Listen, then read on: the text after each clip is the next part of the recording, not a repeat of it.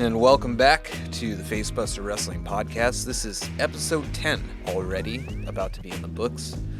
And I took a few days off from my regular schedule because I sort of wanted to reset and start putting the show out at the end of the weekends. Before I was waiting till the end of NXT on Tuesday nights and doing the show then, putting it out at some point on Wednesday, typically, but I wanted to make it make more sense, and I think it makes more sense to let an entire week of programming, Raw, NXT, and Smackdown to conclude and sort of give me the weekend to think about it and mull things over and analyze that way. It gives me a little bit more time. And just getting it out in the middle of the week, doing it in the middle of the week was not as feasible as it was in the beginning. You know, outside life schedule sort of got in the way. And it's just easier for me at the end of the weekend to do it this way. So I think it makes a little bit more sense in many ways, and hopefully it will not affect anything negatively. So let's get right into it. I think I'm going to address NXT first, and then I'll get into the two main shows. So moving forward, that will sort of be the format that I follow. So let's get into NXT. After this week's NXT, the first thing that I really noticed was a lot of newer faces are going to have to start stepping up. And that is a direct result of the recent draft. A lot of figureheads of NXT were brought up, people that have been around for a while, people that have sort of cemented their place on NXT programming as regulars and even champions, as we saw women's tag team champions drafted and the women's champion drafted. I'm talking about Isla Dawn and Alba Fire, the tag team women's champions, and Indy Hartwell, the NXT women's champion. And of course, I speculated on my last show that Alba Fire and Isla Dawn took the NXT tag team championships, the women's tag team championships, to SmackDown with them for a reason. And that is because there are literally 0 tag teams in the women's division in NXT anymore. And since saying that, I've gone on to read some not dirt sheet stuff, but just wrestling news in general, saying it was thought that one tag team was actually in development. They were going to put, as I speculated on the last show, Danny Palmer and Sol Ruca together, but of course that was thrown to the wayside and made impossible with Sol Ruca's unfortunate ACL injury. So now, if Sol Ruca had not been injured, that would be the only tag team left in NXT in the women's division. There are no other female tag teams in NXT. The reasoning behind that, I speculate, is that they plan to either merge or unify the NXT tag team championships with the main roster women's championships, which makes sense. Or maybe Alba Fire and Isla Dawn are just going to hold them for a while as they develop new tag teams in NXT. But with that said, I'm not sure if there's enough talent cumulatively to even form enough tag teams to make that make sense. With them leaving, with Alba Fire and Isla Dawn leaving, with Indy Hartwell leaving, and there's no mystery there anymore. We saw Indy relinquish her title on the last episode of NXT. Some new faces have got to step up, and I think this tournament to crown a new women's champion is sort of going to be a vehicle for doing so. So far, we've seen women that have been on the program, that have been in NXT for a good bit of time now, but they're going to use this to further lend credibility and establish these characters on television. And so far, on this episode, we got Tiffany Stratton versus Gigi Dolan in a quarterfinal, and we got Kiana James versus Lyra Valkyria in a quarterfinal for the tournament. Stratton won, thankfully, and Lyra won, also thankfully, and they will move on in the tournament.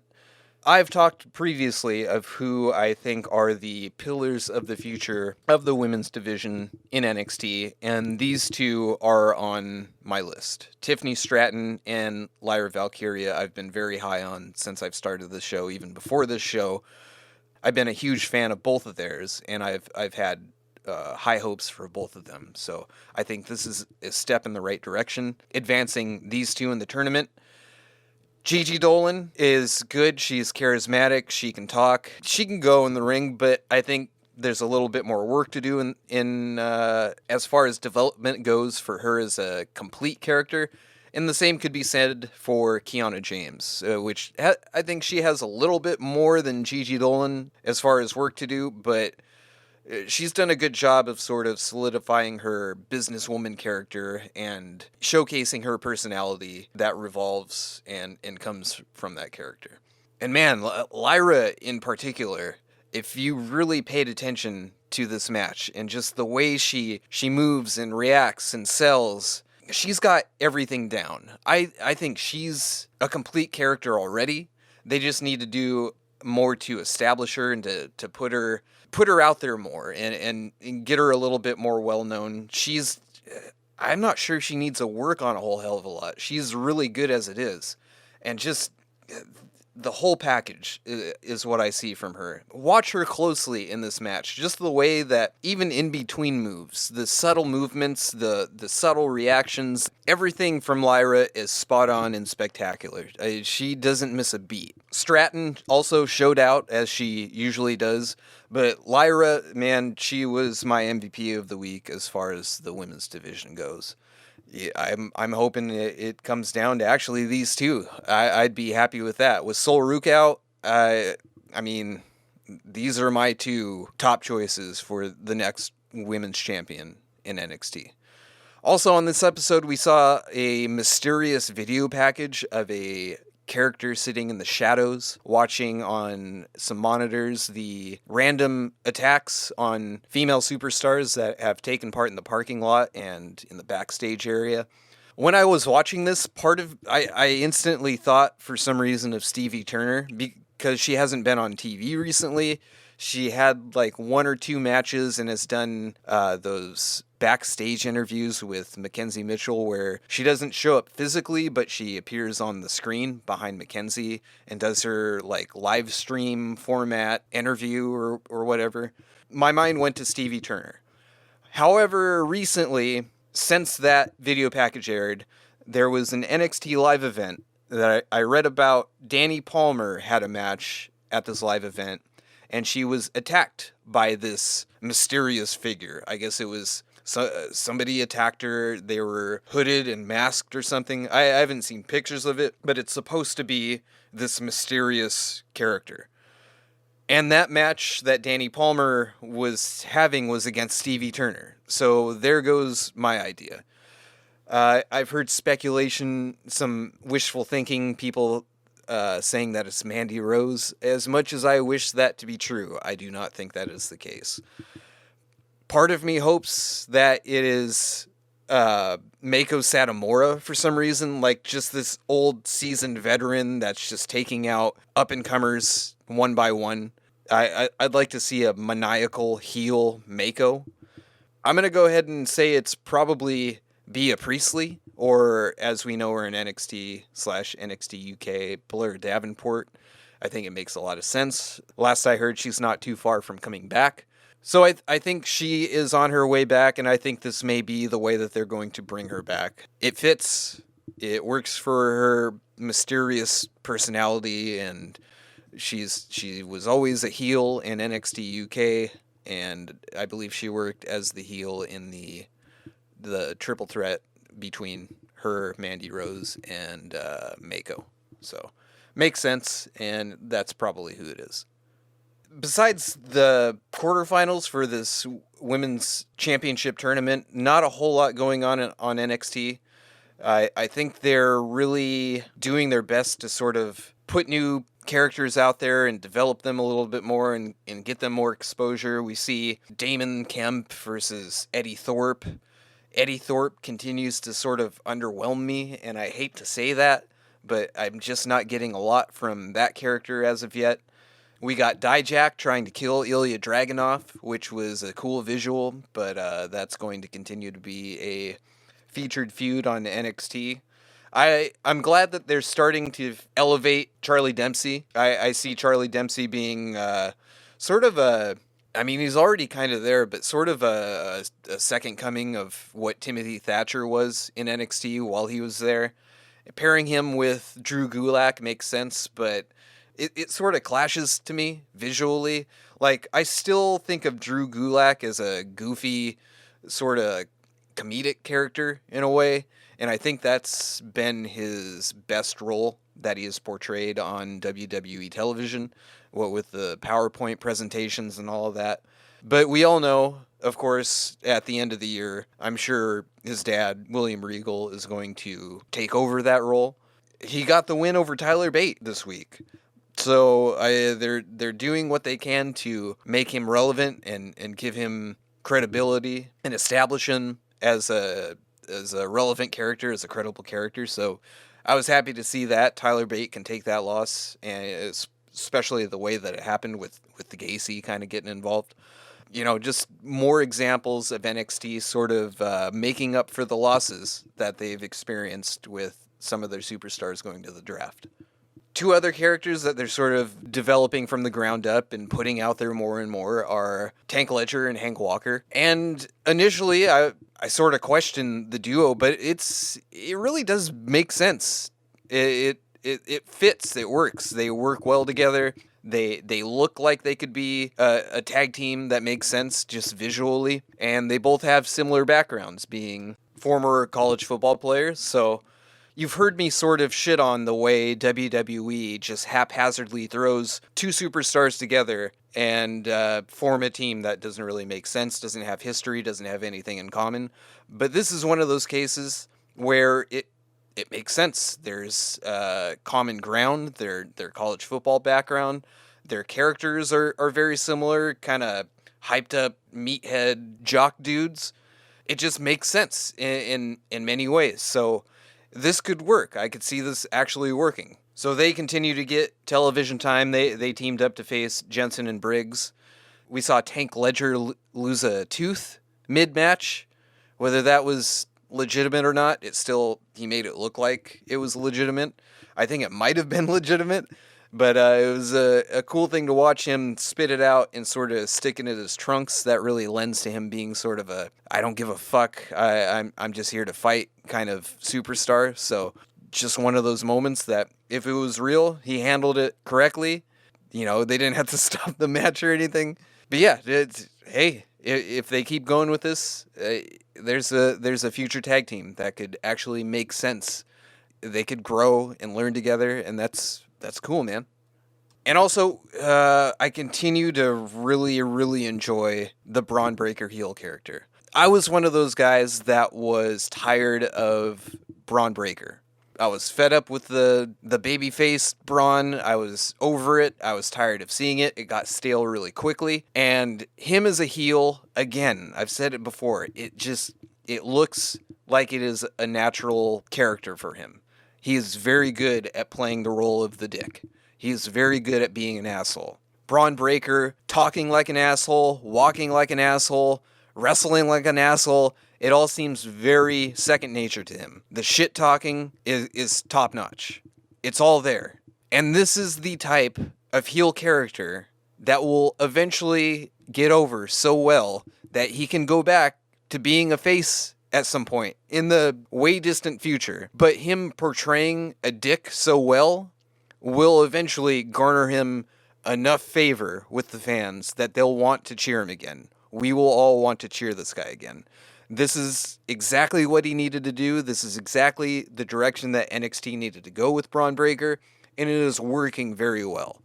Him beating the shit out of Trick Williams, talking shit in the back in the interview with Mackenzie, taking out Carmelo Hayes when he came to help Trick Williams, just looked fantastic.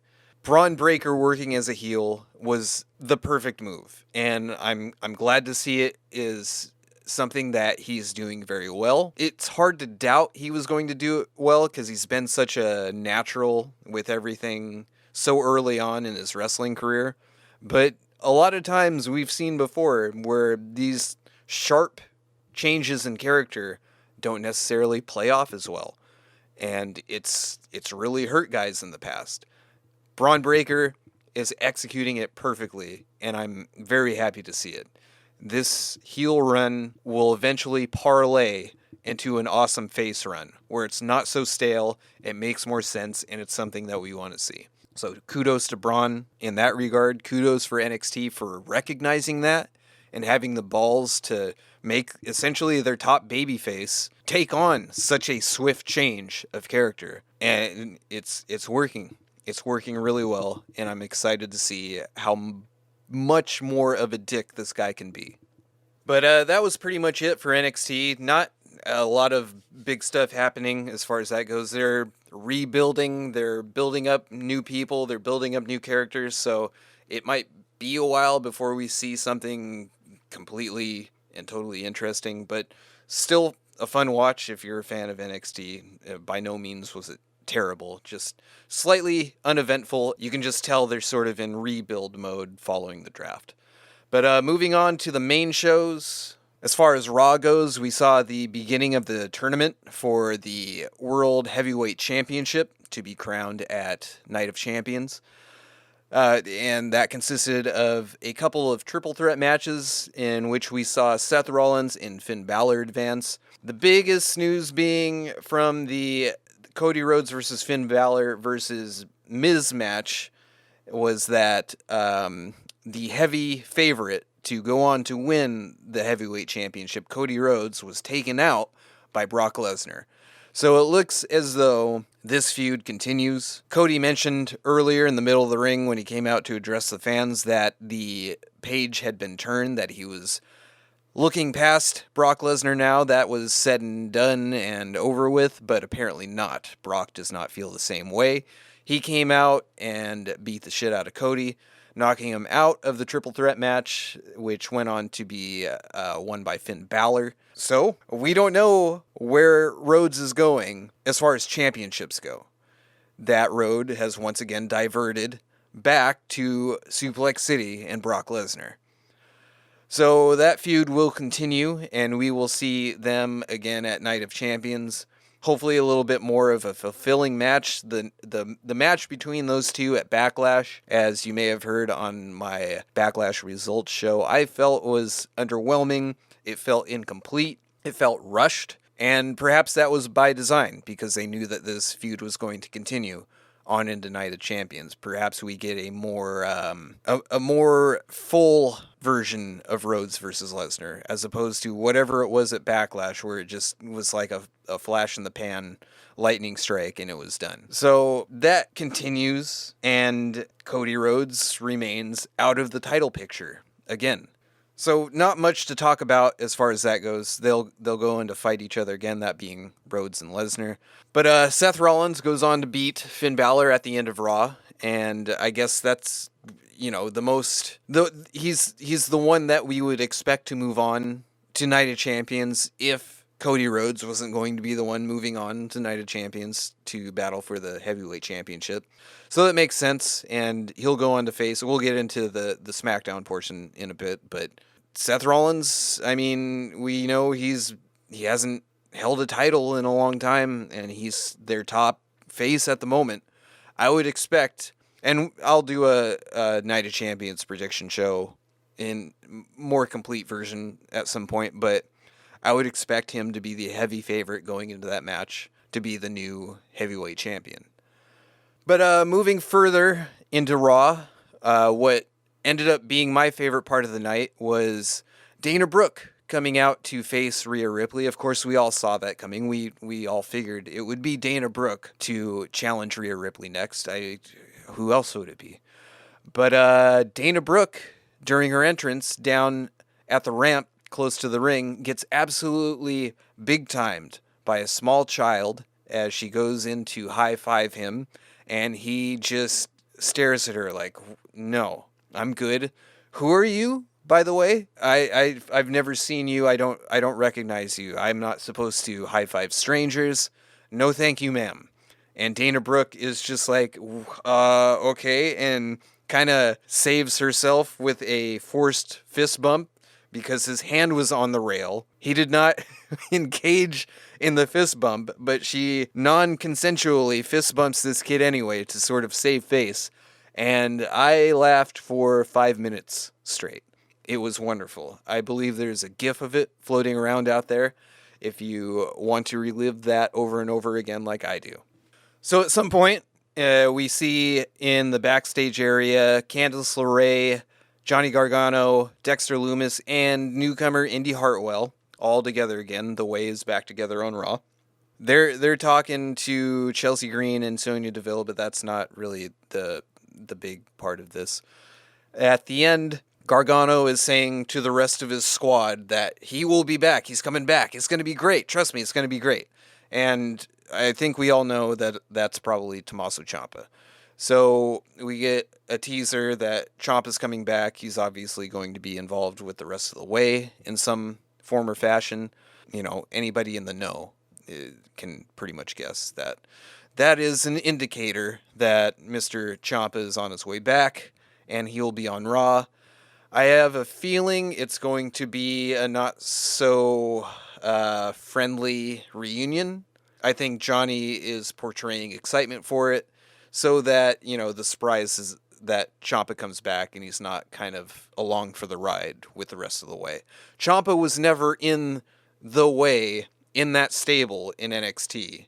Of course, we know the storied friendship / rivalry / backstabbing, whatever, and, you know, Ciampa and Gargano's history is well known to longtime NXT fans, but I think the way this is being framed is that Gargano's going to be happy he's back, and Ciampa's going to be like, you expect, what? Why are, yeah, it's cool to be back or whatever, but also kind of fuck you. I'm not in your team.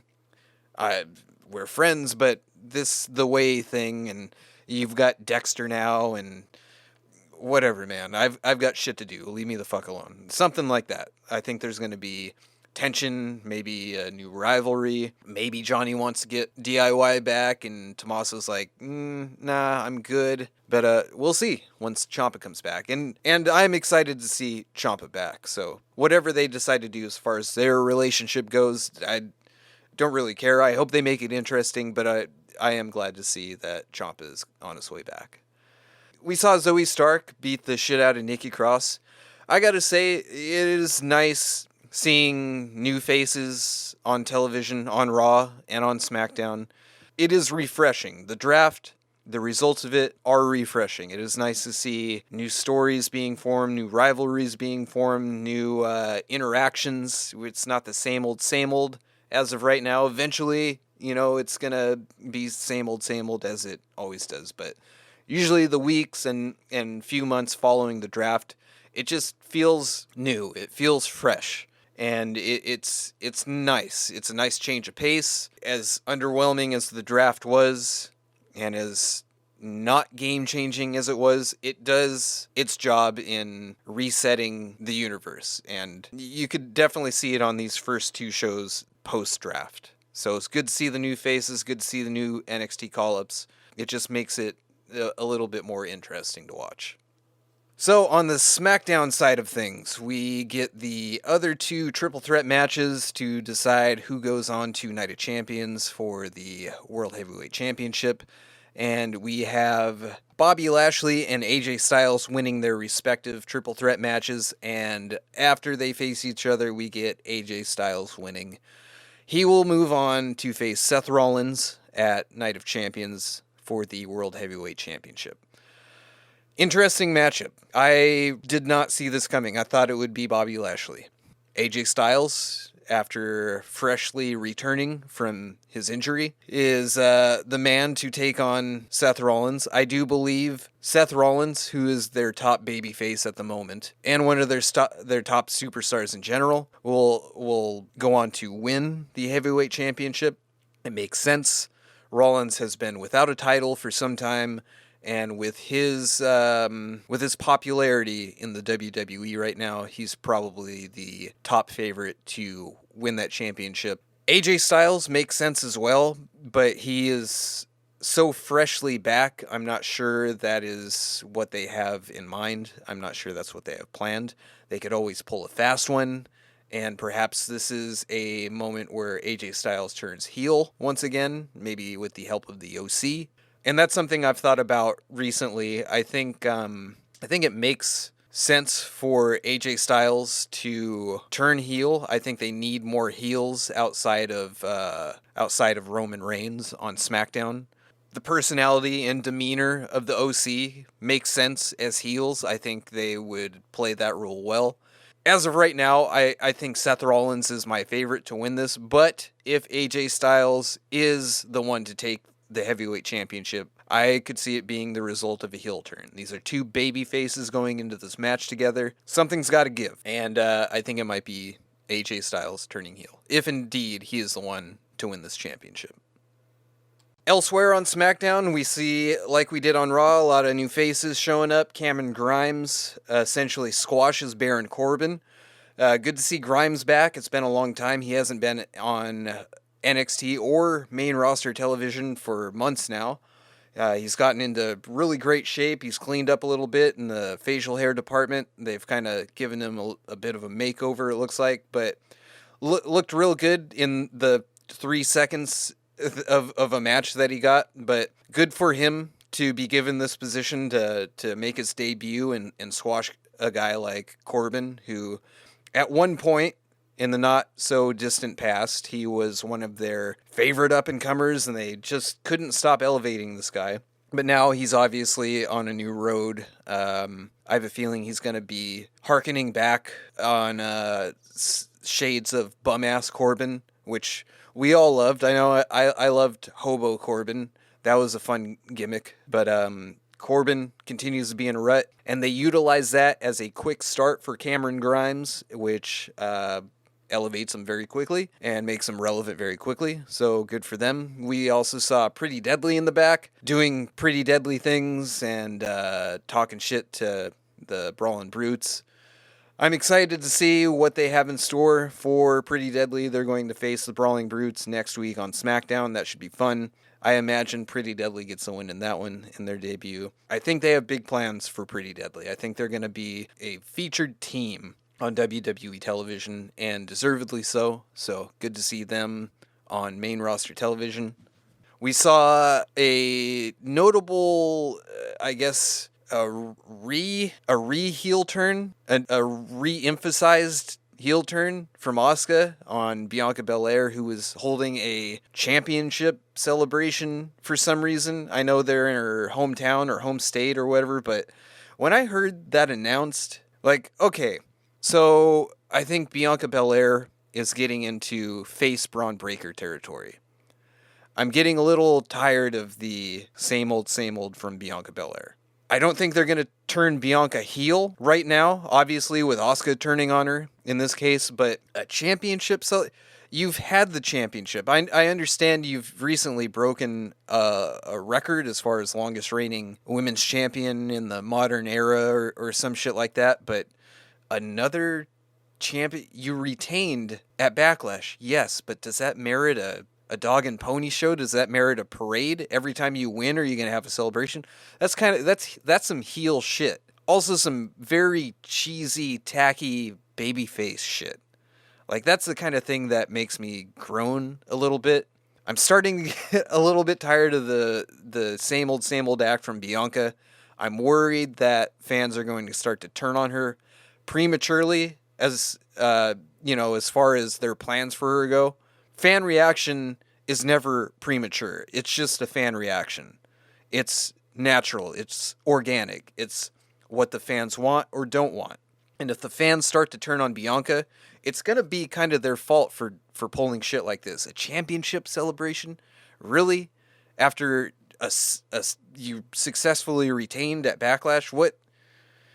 Come on. That's some boo-worthy shit as far as I'm concerned. But before the celebration gets started, Asuka comes out, spits in her face, spits blue shit in her face. Bianca freaks out and really has a tantrum, it seemed like. We've seen other people take mist and, they go down and it fucks them up and they hoot and holler and sort of squirm around the ring a little bit, clutching at their eyes. But Bianca went into full-on baby tantrum mode, which they continued in the back when she was with medical team and they were trying to help her. And she was just losing her shit. This made Bianca look really shitty. The celebration thing, the reaction to the mist, like, I don't know about you, but this made me look at Bianca a little differently. I'm getting a little fed up of this version of Bianca. I'd love to see heel Bianca. I don't think it's going to happen anytime soon.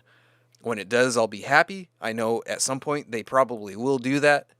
They kind of have to, unless they do want this character to get stale and turn into, like, the female John Cena. Or, Bron Breakker. So tread lightly with this stuff, WWE. It's a little cringy. Championship celebration. Like, if that had gone through, if that wasn't just a mechanism for Asuka to come out and turn heel again, kind of, then that would have come off as really tacky. So we are getting some more teased dissension and damage control. We got Io Sky looking a little side-eyed again at Bayley during a backstage segment. The more this goes on, the more I see Io Sky sort of just breaking off from damage control, and Bayley and Dakota Kai they'll remain together, or at least friends, or at least a tag team. Io has just got to leave damage control, turn face, turn on Bayley and Dakota, go out on her own, use the momentum that she's built up over the past month or so from really coming back into herself. Really, again, she was a shell of herself since she came up and joined Damage Control. She has not been the Io Sky we all fell in love with in NXT. She has finally looked like that recently, especially after Backlash. Use that positive fan reaction at Backlash, turn face, leave Damage Control. Asuka as a badass heel. Hopefully they make her a little bit more dubious and evil, as opposed to kind of just sick, twisted clown that she played before. And have her take the title from Bianca, change things up a little bit, and have Io challenge her. That would be the best course of action, I think, as far as this whole thing goes. Bianca needs a fresh coat of paint or a change. She needs to be without a title for a while, maybe humble herself a little bit. Championship celebration, come on. You didn't just win the championship, you just retained. You've retained so many times at this point, you don't need to celebrate it. That's ridiculous. That is cheesy, tacky shit. Hopefully, face Io, heel champion Asuka is going to be the new flavor to savor. And so outside of that, that's pretty much Smackdown. I mean, these two main shows really revolved around the Heavyweight Championship tournament and sort of getting the new faces of the main roster involved, the new NXT call-ups involved. We saw glimpses of Indy Hartwell, Isla Dawn, and Alba Fire. We saw Pretty Deadly. We saw Cameron Grimes. So, we'll see how that goes moving forward. We saw new faces and new places. That was those two things, sort of the theme of these two shows. They're resetting everything. We're going to get new rivalries in place soon. We're seeing the Night of Champions cards start to form. We know it's going to be Rhodes and Lesnar. We know it's going to be Rollins and AJ Styles for the Heavyweight Championship. New shit is brewing. We'll see how the upcoming week goes in WWE. But again, I believe this is the format I will be going with moving forward as far as the standard weekly show. I will be doing it on the weekends now instead of in the middle of the week following NXT. Just going to wait for Raw, NXT, and SmackDown to be complete. Analyze and think shit over during the weekend and then do a show. Hopefully out by Sunday night or maybe early Monday. We'll see how that goes. It'll fluctuate. So yeah, man, with the new NXT call-ups being slowly integrated into the show and new superstars on new shows being slowly integrated into new rivalries and storylines, we'll have a lot to talk about moving forward. Night of Champions card continues to be formed, and those storylines going into that show continue to progress and evolve. Over the next couple weeks, we'll have plenty to talk about. But that's going to do it for this episode number 10 of the Facebuster Wrestling Podcast. Thanks again for joining me. Thank you for listening. I will talk to you again very soon. But until then,